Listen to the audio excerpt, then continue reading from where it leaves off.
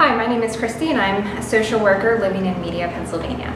I'm reading from a statement by Khalid El-Masri, a German citizen of Lebanese descent who was a car salesman before he was detained in December 2003. The U.S. policy of extraordinary rendition has a human face, and it is mine. I was born in Kuwait and raised in Lebanon. In 1985, I fled to Germany in search of a better life. I became a citizen and started my own family. I have 5 children. On December 31st, 2003, I took a bus from Germany to Macedonia. When we arrived, Macedonian agents confiscated my passport and detained me for 23 days. I was not allowed to contact anyone. I was forced to record a video saying I had been treated well. I was handcuffed, blindfolded, and taken to a building where I was severely beaten.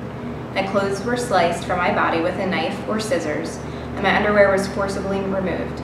I was thrown to the floor, my hands pulled behind me, a boot placed on my back. When my blindfold was removed, I saw men dressed in black wearing ski masks. I was put in a diaper, a belt with chains to my wrists and ankles, earmuffs, iPads, a blindfold, and a hood. I was thrown into a plane, my legs and arms spread-eagled and secured to the floor. I felt 2 injections and became nearly unconscious. I felt the plane take off, land, and take off. When we landed again, I was beaten and left in a dirty and cold concrete cell with a bottle of putrid water.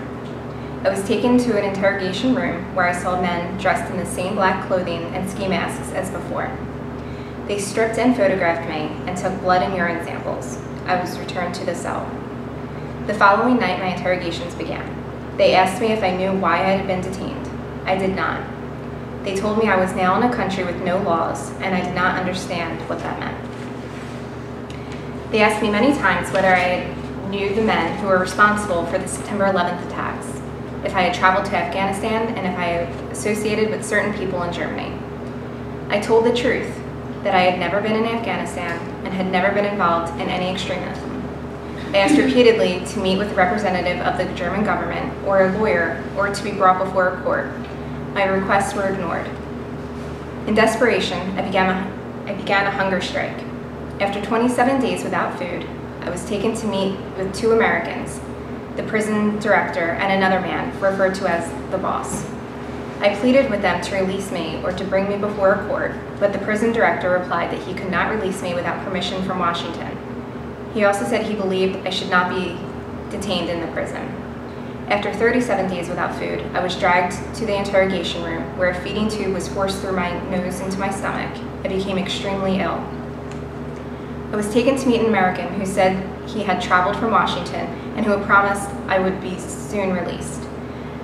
I was also visited by a German-speaking man who explained that I would be allowed to return home, but warned that I was never to mention what had happened because the Americans were determined to keep it secret.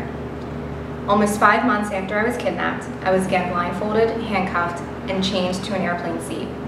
I was told that we would land in a country other than Germany, but that I would eventually get to Germany. After we landed, I was driven to the mountains. My captors removed my handcuffs and blindfold and told me to walk down a dark, deserted path and not look back. I was afraid I would be shot in the back. I turned a bend and encountered 3 men who asked why I was illegally in Albania. They took me to the airport, where I bought a ticket home. My wallet had been returned to me. I had long hair, a beard, and had lost 60 pounds. My wife and children had gone to Lebanon, believing that I had abandoned them. We are now together again in Germany. I still do not know why this happened to me. I have been told that the American Secretary of State, Condoleezza Rice, confirmed in a meeting with the German Chancellor that my case was a mistake, and that American officials later denied she said this. No one from the American government has ever contacted me or offered me any explanation or apology for the pain they caused me.